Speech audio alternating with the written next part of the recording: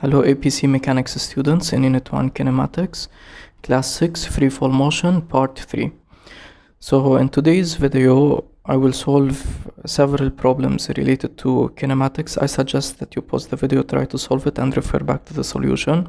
And the different parts can be solved via different methods. I have demonstrated some methods for different parts.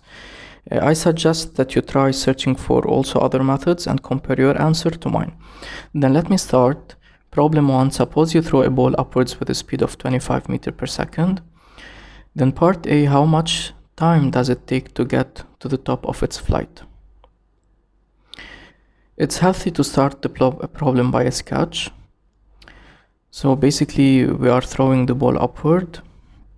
The acceleration is always downward, and because the motion is gonna be upward, I have chosen the y direction to be upward with the direction of motion. And remember that acceleration appears in the kinematic equations as a component, and in this case ay would be given by minus 10 meter per second square or minus g. Now take the origin to be the launching point and the direction of the oriented axis to be initial direction of motion, which is upward. Then, as we've said, and this is the origin, we know that the initial speed is 25 meters per second upward, and I have represented the initial velocity on the diagram itself. Now we know that the top of flight means the maximum height, and it's given by the equation Vy is equal to 0. So that would be the maximum height given by the constraint equation. And here they're asking us for how much time. Then we need to solve for t. Then we will use the following equation. Vy is Vy0 plus ayt. Now we know that Vy would be 0, and we have the initial speed, so that would give us a linear equation in t. Solving for t, we would get 2.5 seconds. Then the type of up flight is given by t is 2.5 seconds, and I have represented the time here.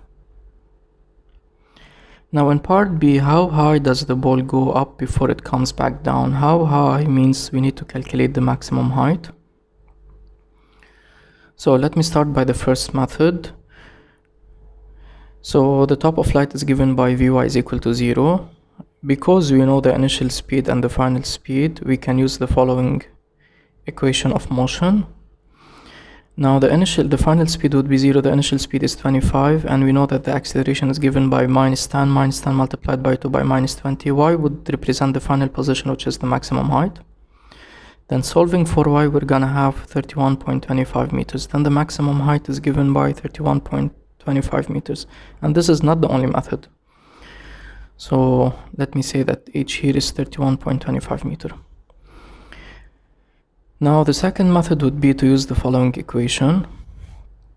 Because we know that the initial position is taken to be the origin, we know the initial speed or the initial velocity, and we have the time of the upflight to be 2.5 seconds. Then we can replace time here, and we would get a value which is 31.25 meters. And remember that whenever we're using different methods doesn't mean different answers.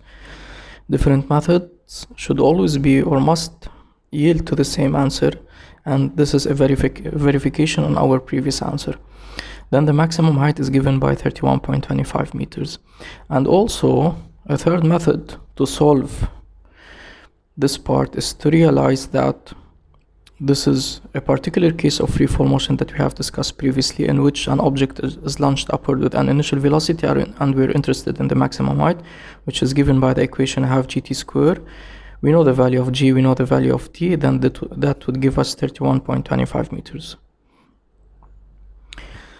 Now in part C, after the ball returns to its original height, so what will happen here is that the ball is gonna go up, then go back down.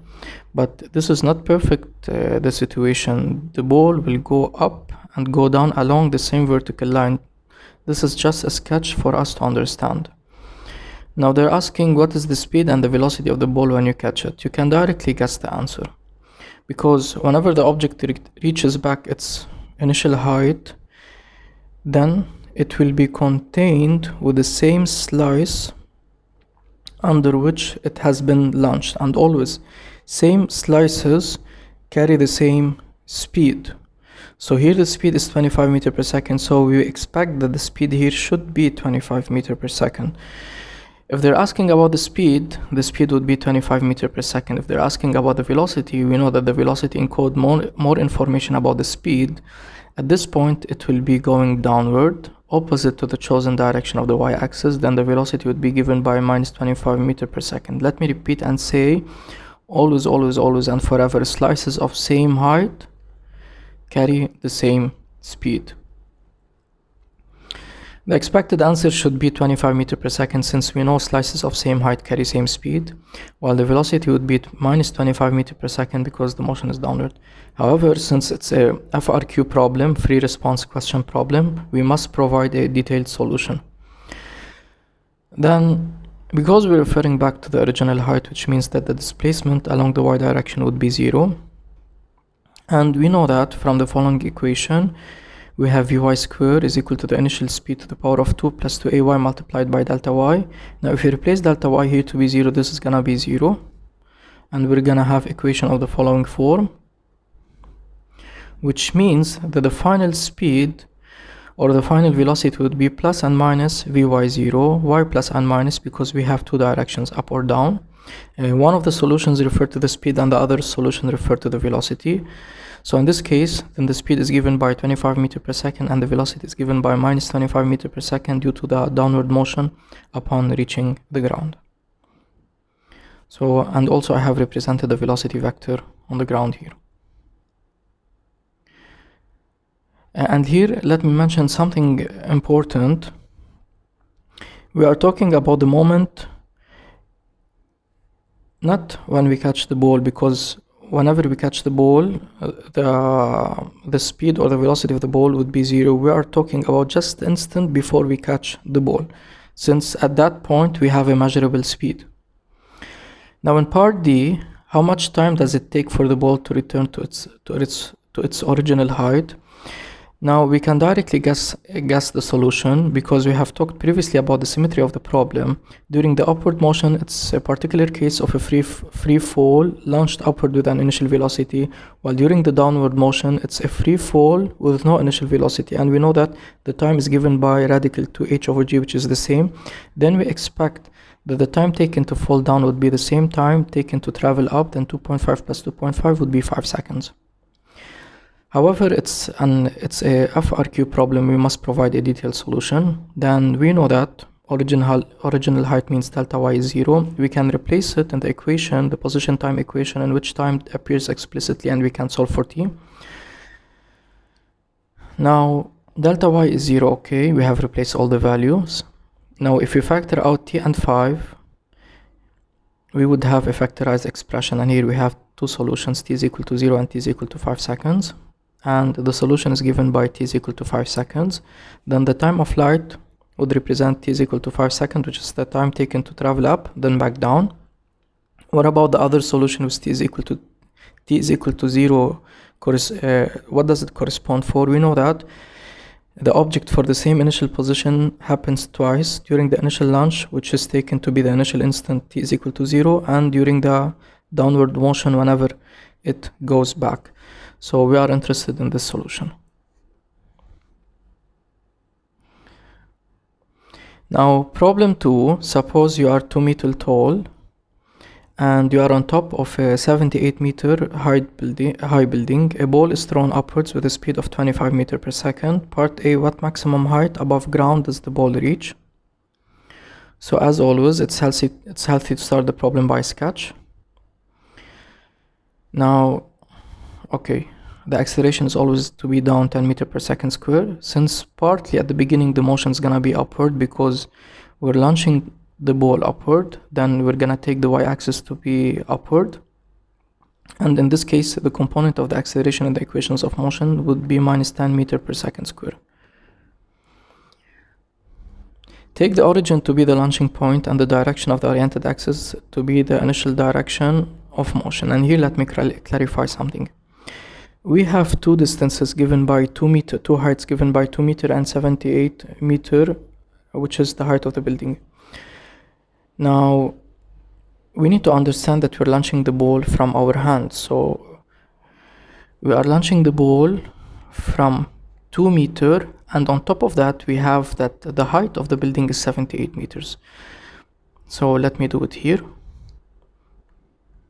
So our height is given to be 2 meters and the height of the building is given by 78 meters. We are free to choose the origin either to be here, or let me say even also here, here or here, but the best that we can do is to choose the origin from the launching point, which is basically 2 meters, and that would be a total of 80 meters from the ground, because we need to pay attention to the question. They're asking for the maximum height above the ground, not from the launching point. Alright, so now let me get the answer and clarify more what do I mean exactly. And also I have represented here that the initial speed upward is 25 meters per second. We know that the maximum height is given by the constraint equation, which is given by Vy is equal to 0, represented here at the top of the path. Then we can use the final speed is equal to the initial speed plus 2ay delta y, and in this case Vy is 0, and we have the initial speed. If the origin is taken to be 0, we are interested in determining y. Y would represent the maximum height, and if we solve for y we would get 31.25 meters. But what does this final position represent? This is the final position measured with the launching point, which is the hands of this person and not relative to the ground. So the final answer would be, so this is the maximum height. So relative to the ground we need to add the 2 meters, which is the height of you, and the height of the building, which is 78, and that would give us a total of 111.25 meters. And this is not the only method that we can solve the problem. Now we can realize that this is a problem, a special case of a free fall motion with upward initial velocity. So the maximum height with respect to the launching point is given by Vy0 square over 2g, and it's given by 31.25 meters. Adding this height to the 2 meters and to the 78, we would get the same value. Alright, now in part B, how much time does it take to reach the ground? So the ground is given by the position y is minus 80 meters. The only thing that we know about the ground is the position with respect to the launching point, and it's given by y minus 80 meters. Y minus because we're measuring it downward, opposite to the direction of the y-axis, and y minus y80 because it's 2 plus 78. Then we're gonna use the position time equation. Y is minus 80, we have the initial position, we have the initial speed, as well as the value for the acceleration. And we're gonna have a quadratic equation in t. We have two values. One of them is positive and the other is negative. The negative is rejected because time is always absolute. We're gonna accept the positive value, and in this case the time of flight is given by 7.22 seconds. And here let me elaborate a bit.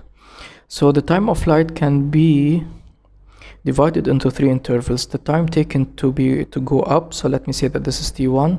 The time taken to reach the same slice, which is here, that would be t2, and the time taken to go from t2 to the final point, which is the ground t3. We would expect that t1 is equal to t2.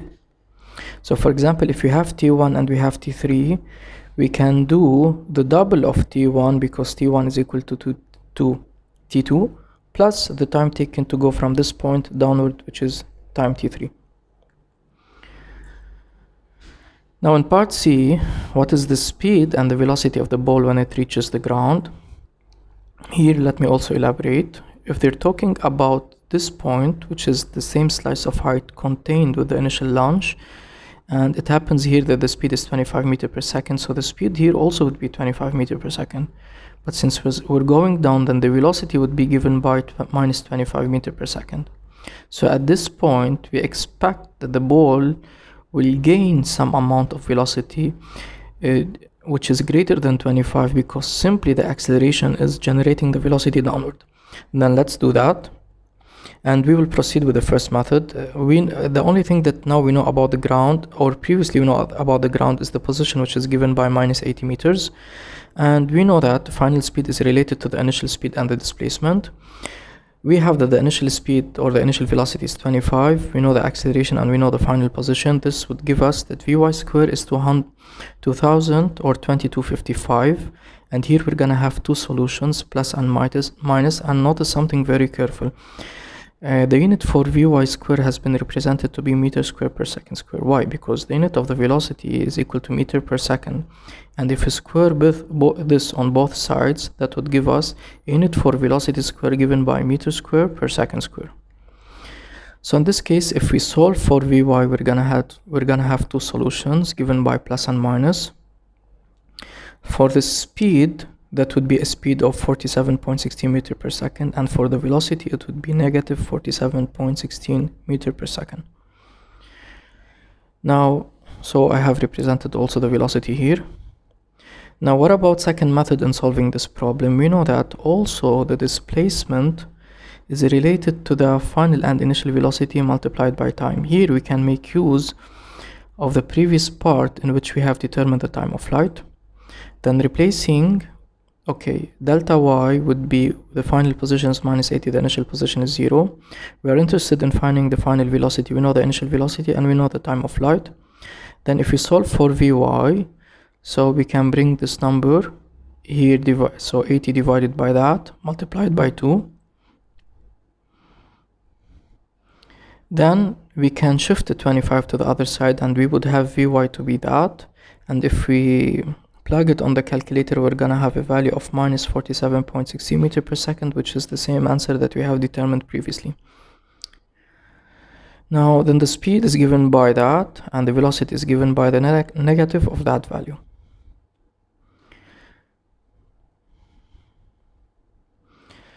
Now the last problem for this video, suppose you are 2 meter tall and you are on top of a 78 meter high building. A ball is thrown downwards with a speed of 25 meter per second. We are interested in determining the time taken to reach the ground and the speed of the ball when it reaches the ground. As we always do, we start by sketch, and here what's the difference is that because the motion from the initial launch is downward, so we're gonna choose the y direction to be downward, it's easier for us, and the origin to be the launching point. We are 2 meter tall and the height of the building is 78 meters, and the initial velocity is given by 25 meter per second. So here, if you directly anticipate what would be the answer would be 47.16, which is the same answer that we have determined previously if we're talking about the speed. But in the previous problem we didn't talk about the time, so now let's calculate it. Now the ground is given by the position y is given to be 80 meters. Why 80 meters? Because we have 2 plus 78 and we're measuring the position in the positive direction. So we're gonna use the position time equation and we have a quadratic equation. We're gonna solve for t. We have an accepted answer which is positive and a negative one which is rejected. So the time of flight is given by 2.22 seconds and I have represented the time of flight here. Now what is the speed of the ball when it reaches the ground? So the position is given by y is 80 meters. We can use the velocity position equation. We are interested in finding the final velocity. We have the initial velocity, we have the acceleration which is 10 multiplied by 2, that would be 20. The final position is 80, the initial position is 0. And we're gonna have two values, but the one which is accepted would be the speed, which is 47.16 meter per second.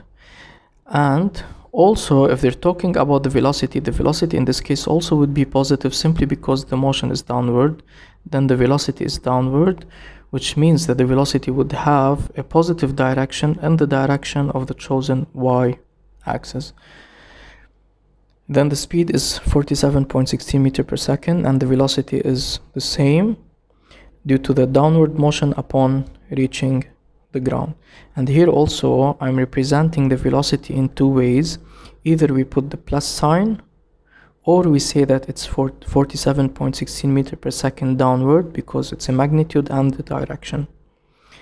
Then that's it for me in this video guys. See you soon in a new one.